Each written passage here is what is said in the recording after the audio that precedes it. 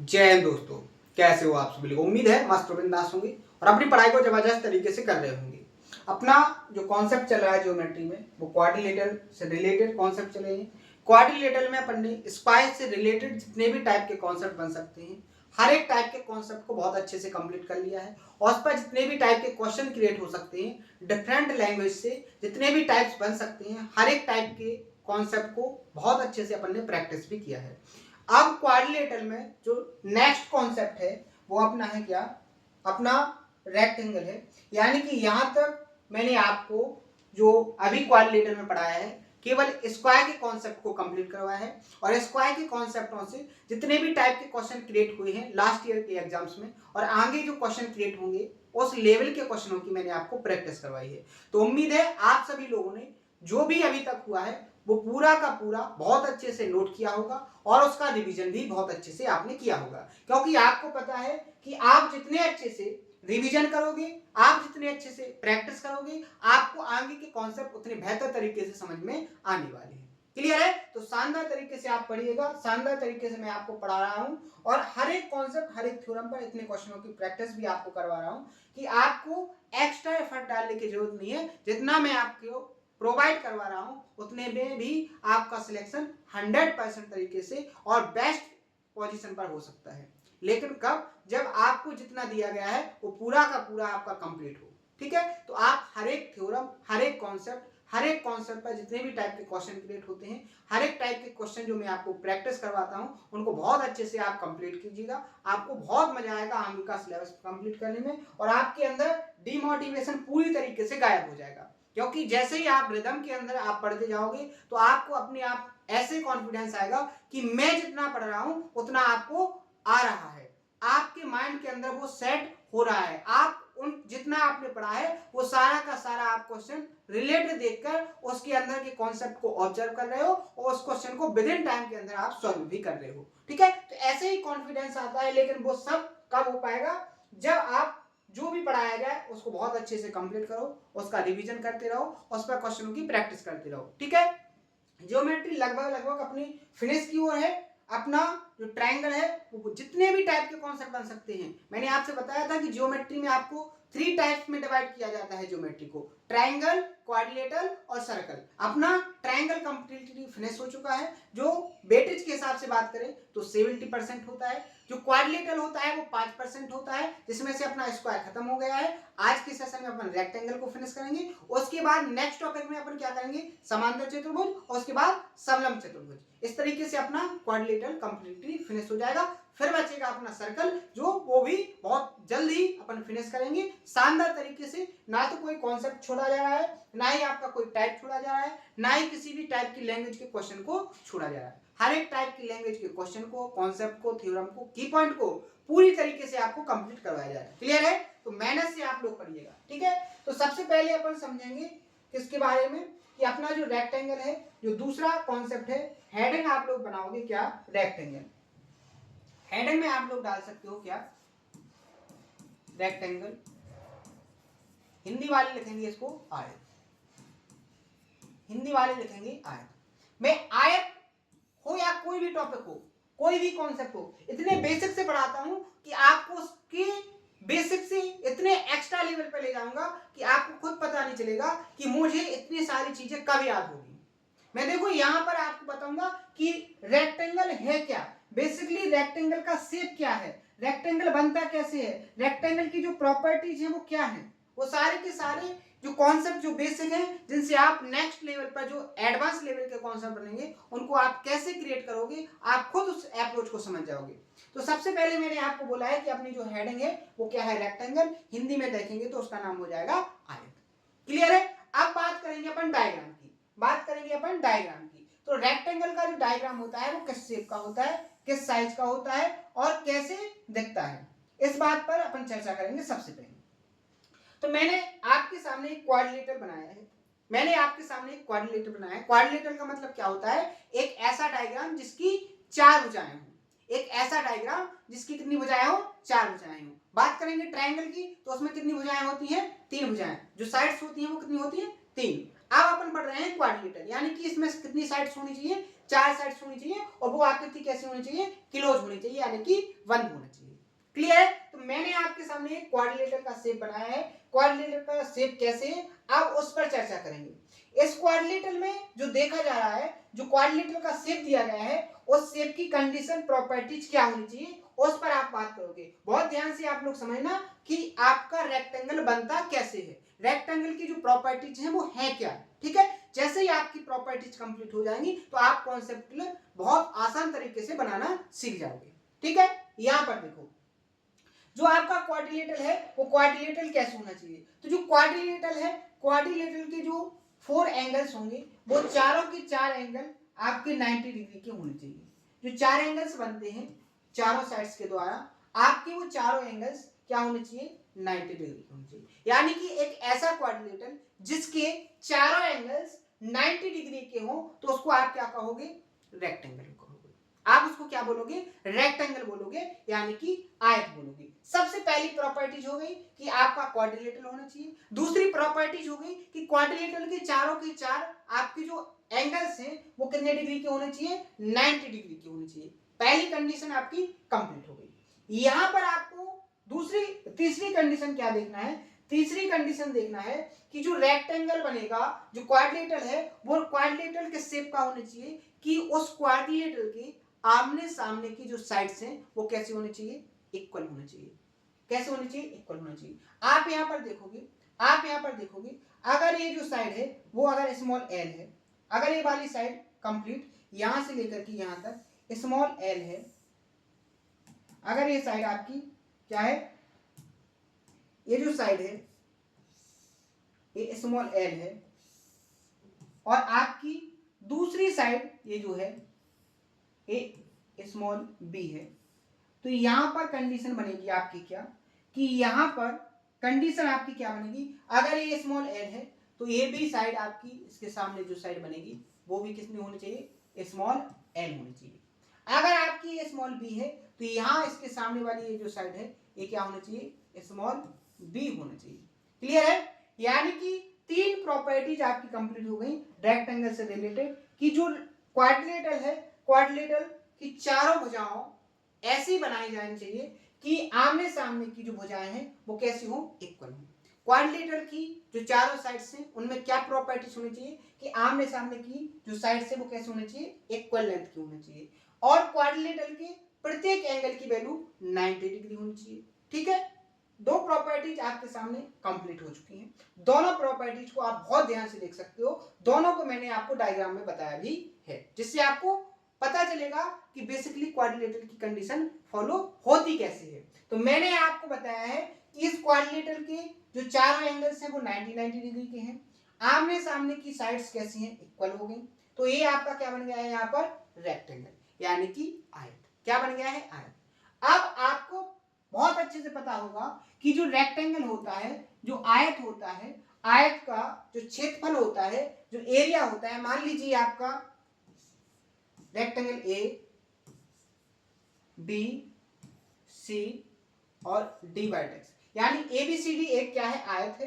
ABCD आयत में जो चारों एंगल्स हैं, angle A, angle B, angle C, angle D, इनकी प्रत्येक की वैल्यू कितनी है, 90 डिग्री है। यहां पर जो साइड है ए बी की जो वैल्यू है वो डी सी के बराबर है, यहां पर जो ए डी की वैल्यू है वो बी सी के बराबर है। क्लियर है? तो यहां पर आपका सबसे पहले कॉन्सेप्ट बनेगा area of rectangle, rectangle A B C D. तो एरिया क्या होता है, आयत का जो क्षेत्रफल होता है वो क्या होता है, लंबाई गुणे चौड़ाई, लंबाई गुणे चौड़ाई। अगर आप देखो कि लंबाई एल है, चौड़ाई बी है, तो एरिया क्या हो जाएगा, एल इंटू बी। एरिया क्या हो जाएगा, एल इंटू बी। एरिया क्या हो जाएगा, एल इंटू बी। क्लियर है? सबको बहुत अच्छे से पता है। क्लियर है? नेक्स्ट कॉन्सेप्ट क्या बनेगा रेक्टेंगल से, नेक्स्ट कॉन्सेप्ट बनेगा आपका पेरीमीटर ऑफ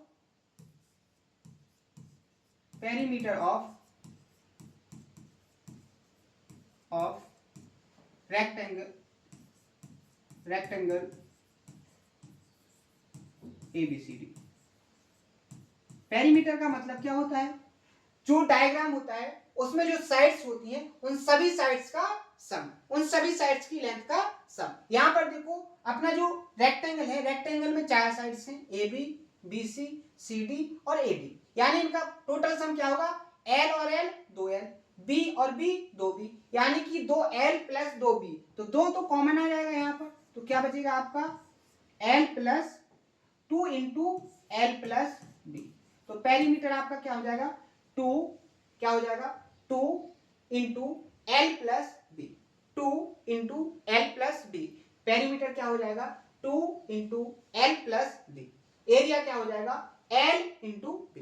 क्लियर है, दो कॉन्सेप्ट आपके क्लियर हो जाने चाहिए। नेक्स्ट कॉन्सेप्ट बात करेंगे डायगोनल की, बात करेंगे डायगोनल की कि डायगोनल है क्या। डायगोनल का मतलब क्या होता है, विकर्ण। अगर आप आमने सामने की साइड के जो आमने सामने के वर्टेक्स होते हैं, अगर आप उन वर्टेक्स को मिलाओगे तो जो साइड्स आपकी बनती है वो क्या कहलाती है, आपकी डायगोनल। तो यहाँ पर आपका ये जो AC है वो इस रेक्टेंगल का क्या हो जाएगा, यहाँ पर डायगोनल यानी कि विकर्ण। बात करेंगे डायगोनल की, अगर आप यहाँ देखोगे ये L है, ये B है और ये 90 डिग्री का एंगल है, तो इस डायगोनल की वैल्यू क्या हो जाएगी, पाइथागोरस प्रमेय से लगाओगे, थ्योरम से देखोगे क्या हो जाएगा, अंडर रूट क्या हो जाएगा L square plus B square, क्या हो जाएगा L square into L square plus B square, under root L square plus B square. यहां पर देखो जो डायगोनल है आपका, डायगोनल तीसरा जो कॉन्सेप्ट है डायगोनल क्या है, AC।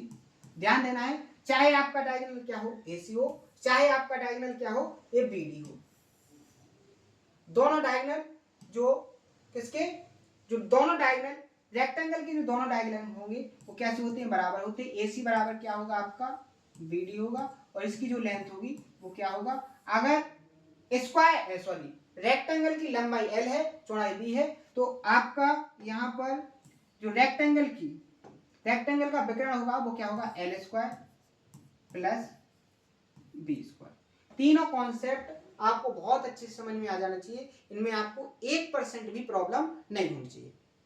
क्लियर है, किसी को कोई दिक्कत कोई परेशानी। अब बात करेंगे नेक्स्ट कॉन्सेप्ट की। मैंने आपको स्क्वायर में बताया था कि स्क्वायर में जो आप डायगोनल निकालोगे वो एंगल को बाइसेक्ट करते हैं, यानी कि दो इक्वल पार्ट्स में डिवाइड कर देते हैं, यानी कि कोण समद्विभाजक होते हैं। लेकिन यहां पर आप देखोगे क्या आप ऐसा यहां पर कह सकते हो कि जो रेक्टेंगल होता है, जो आयत होता है, आयत के जो विकर्ण होते हैं वो कोण को समद्विभाजित करते हैं क्या।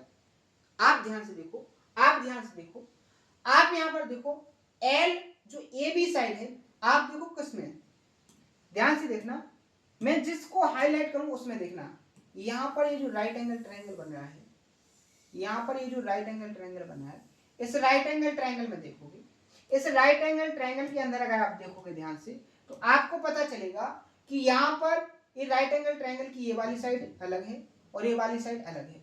अगर ट्रायंगल के अंदर साइड यानी भुजा अगर साइड डिफरेंट होंगी, भुजा अलग अलग होंगी, तो उनके आमने सामने के कोण भी कैसे होंगे, अलग अलग होंगे। अगर यहां पर ये एंगल अल्फा बनेगा और यहां पर ये एंगल क्या बनेगा, बीटा बनेगा। अगर ये यहां पर एंगल अल्फा है तो यहां क्या बनेगा, बीटा बनेगा, क्योंकि दोनों एंगल के आमने सामने की साइड्स की जो लेंथ है वो कैसी है, अलग अलग है। अगर इक्वल साइड्स होती तो एंगल कैसे होते, इक्वल होते, लेकिन अगर साइड डिफरेंट है तो आपका क्या होगा, यहां पर एंगल कैसे होंगे, अलग अलग होंगे। यहां पर बात करेंगे अगर ये अल्फा है तो यहां पर ये वाला एंगल भी क्या हो जाएगा, आपका अल्फा हो जाएगा। अगर ये बीटा है तो यहां पर ये वाला एंगल भी क्या हो जाएगा, आपका बीटा हो जाएगा। क्लियर है, यहां तक किसी को कोई दिक्कत नहीं होनी चाहिए। अब ये कैसे हो गए, तो आपको पता है कि आपकी AB जो लाइन है वो CD की कैसे है, पैरेलल है। AB जो लाइन है वो CD की पैरेलल है, तो यहां पर ये एंगल और यहां पर ये वाला एंगल दोनों कैसे हो जाएंगे, एकांतर अंतःकोण। क्लियर है, तो ये एंगल कैसे हो जाएंगे, बराबर हो जाएंगे। तो आप यहां पर देखो, ये जो आपका AC विकर्ण था, AC विकर्ण ने एंगल A को दो पार्ट में डिवाइड किया, अल्फा और बीटा, यानी अलग अलग डिवाइड किया, यानी दोनों एंगल की वैल्यू कैसी होगी, अलग अलग होगी। यहां भी दोनों एंगल की वैल्यू कैसी होगी, अलग अलग होगी। अगर आपकी वैल्यू इक्वल इक्वल होती तो आप क्या कहते कि ये जो विकर्ण है वो एंगल को दो इक्वल पार्ट में डिवाइड कर रहा है, यानी कि कैसा हो जाएगा, एंगल बाइसेक्टर। लेकिन यहां पर ऐसा नहीं हुआ है, लेकिन यहां पर ऐसा नहीं हुआ है। तो आप यहां पर क्या लिखोगे पॉइंट, आप यहां पर नेक्स्ट कॉन्सेप्ट लिखोगे कि यहां पर जो आयत के रेक्टेंगल की डायगोनल, रेक्टेंगल की डायगोनल, रेक्टेंगल के डायगोनल्स एंगल को बाइसेक्ट नहीं करते हैं, एंगल को बाइसेक्ट नहीं करते हैं। क्लियर हो गया पॉइंट? किसी को 1% भी दिक्कत नहीं होनी चाहिए, क्योंकि मैंने आपको बहुत अच्छे से इसको एक्सप्लेन कर दिया है। पहले डायग्राम से समझाया है, फिर की पॉइंट के फॉर्म में उसको लिखवा भी दिया है। नेक्स्ट कॉन्सेप्ट आप लिखो। हर एक की पॉइंट को आपको समझना है, तभी जाके आप कॉन्सेप्ट को आगे क्रिएट कर पाओगे। अगर आपको की पॉइंट ही समझ में नहीं आएंगे, अगर आपको बेसिक ही समझ में नहीं आएगा, तो आप आगे के कॉन्सेप्ट को क्रिएट कैसे करोगे, उस पर आने वाले क्वेश्चनों को सॉल्व कैसे करोगे। तो यही अप्रोच है कि सबसे पहले आपका बेसिक कंप्लीट होना चाहिए। जैसे ही आपका बेसिक कंप्लीट होगा तो एडवांस लेवल के क्वेश्चन तो और कॉन्सेप्ट तो आपके बेसिक ही कंप्लीट हो जाएंगे। ठीक है, क्योंकि जो बना है वो सब बेसिक से बना है, जो भी कॉन्सेप्ट बनते हैं वो सब के सब बेसिक से बनते हैं। अगर बेसिक मजबूत है तो आपके आगे के कॉन्सेप्ट ऑटोमेटिकली मजबूत हो जाएंगे। ठीक है, आगे बढ़ेंगे तो आप यहां पर देखो, यहां पर 4 ट्रायंगल बन गए आपके। जैसे ही आपने विकर्ण को निकाला, आपके सामने 4 ट्रायंगल बन गए, एक ट्रायंगल, दूसरा ट्रायंगल, तीसरा ट्रायंगल और चौथा ट्रायंगल। क्लियर है? अब इनको अपन देखेंगे। अगर आप इनको देखोगे तो आप यहां पर देखो, यहां पर ये जो एंगल है, ए एंगल इस एंगल के बराबर होगा कि नहीं होगा, क्योंकि वर्टिकली अपोजिट एंगल है। कैसे हैं? वर्टिकली अपोजिट एंगल है। तो आप देखो कौन से ट्रायंगल, आप देखो इस वाले ट्रायंगल, इस ट्रायंगल और इस ट्रायंगल में। ठीक है, दोनों इन ट्रायंगलों में आप देखोगे तो आपको यहां पर दिखेगा कि ये एंगल और ये एंगल बराबर हो गया, और यहां पर ये वाला एंगल और ये वाला एंगल बराबर हो गया। यानी कि दो त्रिभुजों में दो कोण बराबर हो गए, तो तीसरा कोण तो ऑटोमेटिकली बराबर हो जाएगा। अब जब आप यहां पर देखोगे कि यहां पर ये वाला एंगल और ये एंगल बराबर है, ये एंगल और ये एंगल बराबर है, और इस एंगल के सामने की साइड ये बराबर और इस एंगल के सामने की साइड ये भी बराबर, यानी कि एक साइड बराबर और दो एंगल बराबर। तो आप क्या कहोगे कि ये दोनों त्रिभुज एक दूसरे के क्या हो गए, कॉन्ग्रुएंट, यानी कि सर्वांगसम। क्या हो गए? एक दूसरे के सर्वांगसम हो गए। तो यहां पर आपको पता होना चाहिए कि सर्वांगसम होने पर जो करस्पॉन्डिंग साइड्स होती हैं उनकी जो लेंथ होती है वो कैसी होती है, बराबर होती है। कैसी होती है? बराबर होती है। आप यहां पर देखो, अगर आपकी साइड, अगर इस अल्फा के सामने यहां देखो, सबसे पहले तो देखो इसको जो वर्टिकली अपोजिट एंगल है इनके सामने की साइड क्या है, एल है। क्या है? एल है। अगर ये अल्फा है तो ये भी अल्फा है। अगर आप देखो कि इस अल्फा के सामने की साइड ये है, इस साइड की वैल्यू इस अल्फा के सामने इस साइड के बराबर होगी कि नहीं होगी, वैल्यू बराबर होगी कि नहीं होगी। अब दूसरा देखो, इस एंगल के सामने जो साइड है, ये वाली साइड, इसकी वैल्यू इसके बराबर होगी कि नहीं होगी। क्लियर है? समझ में आया? क्लियर है? अब देखो आगे आप जैसे देखोगे, आप यहां पर देखोगे कि ये जो है ये क्या है, आपका जो डायगोनल है, डायगोनल का मिड पॉइंट। तो आपका जो पॉइंट, अगर ये ओ है तो जो ओडी की लेंथ होगी वही ओबी की लेंथ होगी। अगर ओडी ओबी के बराबर है तो आपको जो ए ओसी है वो किसके बराबर होगा, ओए के बराबर होगा कि नहीं होगा। तो आप यहां पर देखो, अगर इसके सामने बीटा एंगल बना है, तो इस साइड के सामने भी ये जो एंगल होगा वो भी तो कैसा होगा, बीटा होगा। यहां पर अगर ये बीटा है तो ये बीटा होगा, यहां अगर ये अल्फा है तो ये एंगल क्या हो जाएगा, आपका अल्फा हो जाएगा। यहां पर ये वाला एंगल क्या हो जाएगा, अल्फा हो जाएगा। क्लियर है? तो यहां पर आपको क्या समझ में आ गया, यहां पर आप की पॉइंट लिखोगे, की पॉइंट क्या लिखोगे, की पॉइंट लिखोगे कि यहां पर ओ ए बराबर क्या है, ओ सी बराबर क्या है, ओ ए बराबर ओ सी, ओ बी बराबर ओ डी, और ये क्या होता है, या तो विकर्ण ए सी का आधा या विकर्ण क्या होगा, या विकर्ण आपका बी डी का आधा। क्लियर है यहां तक?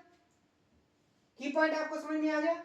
नेक्स्ट आगे देखो, नेक्स्ट की पॉइंट क्या निकलेगा आपका, यहां पर क्या हो जाएगा कि जो विकर्ण होते हैं, जो विकर्ण होते हैं एक दूसरे को बाइसेक्ट कहते हैं। जो रेक्टेंगल के विकर्ण होते हैं, रेक्टेंगल डायगोनल एक दूसरे को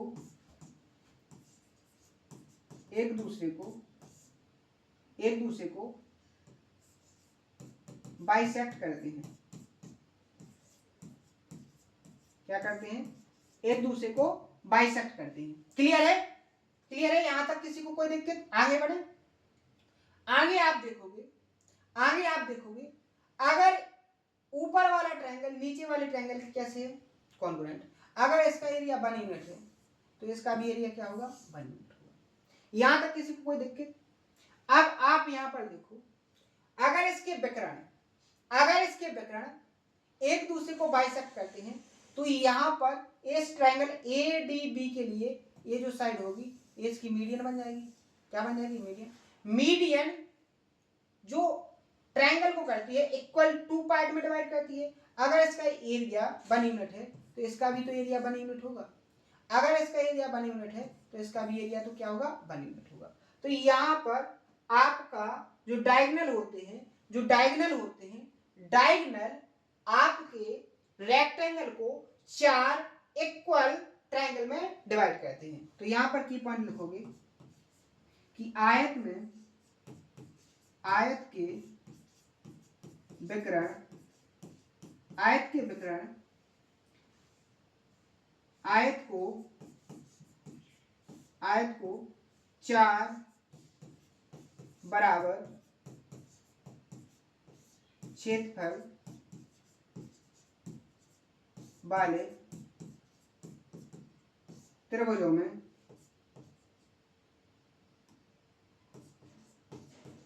क्या है, त्रिभुजों में विभाजित करता है।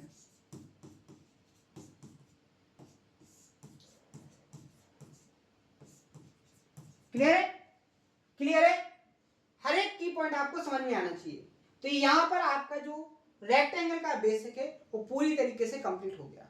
यहां तक किसी को अगर कोई डाउट हो, वैसे तो किसी को डाउट आना नहीं चाहिए क्योंकि इतने आसान तरीके से मैंने आपको बताया है कि हर एक की पॉइंट आपको समझ में आया होगा। आप 5 क्लास के स्टूडेंट को भी यहाँ पर बैठा दोगे तो उसको भी सब का सब पूरी तरीके से समझ में आएगा। तो आप तो एक कॉम्पिटिशन लेवल के स्टूडेंट हो, तो आपको तो बेसिकली हर एक तरीके से समझ में आ गया होगा। क्लियर है? यहां से आगे बढ़े, इन सभी कॉन्सेप्टों को, इन सभी की पॉइंट्स को आपको प्रॉपर तरीके से नोट करना है। यहां पर एक और डाउट आपका क्लियर करना है, स्क्वायर में जो होते हैं विकर्ण एक दूसरे को क्या करते हैं, राइट एंगल पर बाइसेक्ट करते हैं। लेकिन यहां पर ऐसा नहीं है। यहां पर जो आयत के विकर्ण होते हैं, आयत के विकर्ण एक दूसरे को समकोण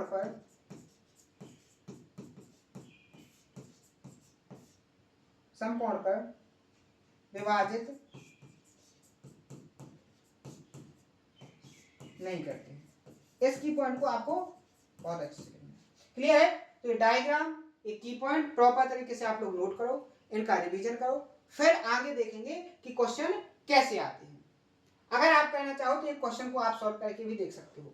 देखो कैसे लैंग्वेज को तोड़ मरोड़ के एक टफेस्ट लैंग्वेज से, एक सिंपल कॉन्सेप्ट से क्वेश्चन को क्रिएट किया है। देखो क्या आपसे आप देखोगे यहां पर क्या बोला गया है कि एक आयत की लंबाई और चौड़ाई का जो रेशियो है वो 4:3 है, यानी लंबाई आपकी 4 है और चौड़ाई इसकी 3 है कि अनुपात में है।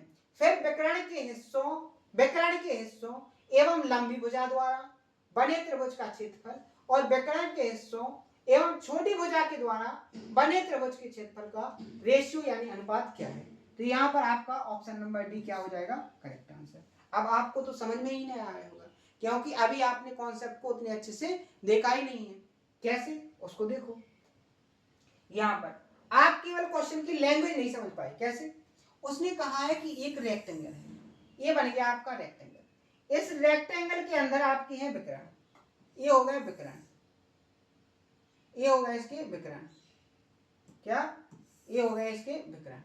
तो उसने क्या बोला है कि आपका जो आयत है उसकी लंबाई 4 यूनिट और चौड़ाई 3 यूनिट है। तो उसने पूछा है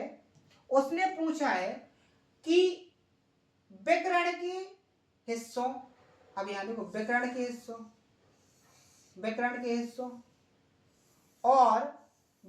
हिस्सों और बड़ी भुजा, तो ये बड़ी भुजा है, विकर्ण के हिस्सों और बड़ी भुजा और विकर्ण के हिस्से और छोटी भुजा से बने क्षेत्र का जो रेशियो है वो क्या होगा।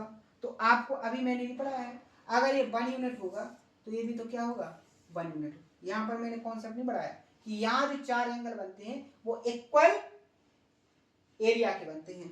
तो यहाँ पर उसने एरिया का तो रेशियो पूछा है, तो रेशियो क्या हो जाएगा, 1:1। तो ऐसे लॉजिक के साथ क्वेश्चन को क्रिएट किया जाता है। आपको उस लॉजिक को समझना है, उस अप्रोच को समझना है, एग्जामिनर के माइंड को समझना है कि एग्जामिनर कैसे क्वेश्चन को क्रिएट कर सकता है। क्लियर है। तो ये तरीके हैं, इनको जरूर फॉलो कीजिएगा, पूरी मेहनत से आप लोग पढ़िएगा, ईमानदारी से। अगर आपको सिलेक्शन लेना है, मैं तो आपसे यही कहूंगा, या तो कंपटीशन में आओ नहीं, अगर कंपटीशन में आते हो तो पूरी मेहनत जी जान से पढ़ाई करो, तभी आपको सफल होना है। नहीं तो आप कोई दूसरी लाइन को चूज कर सकते हो। लेकिन अगर कंपटीशन ही पसंद है आपको, कंपटीशन के थ्रू आपको किसी एक सफलता को पाना है, तो उसके लिए आपको जी जान से मेहनत करनी पड़ेगी। क्लियर है। तो आप लोग बहुत शानदार तरीके से पढ़िएगा, आपका सिलेबस बहुत शानदार होने वाला है। आज के सेशन में अगर कोई डाउट आया हो तो उसको कमेंट बॉक्स में बताएं, हर एक डाउट को सॉल्व किया जाएगा। मिलते हैं नेक्स्ट सेशन में इसी जोश और उम्मीद के साथ। थैंक यू, धन्यवाद।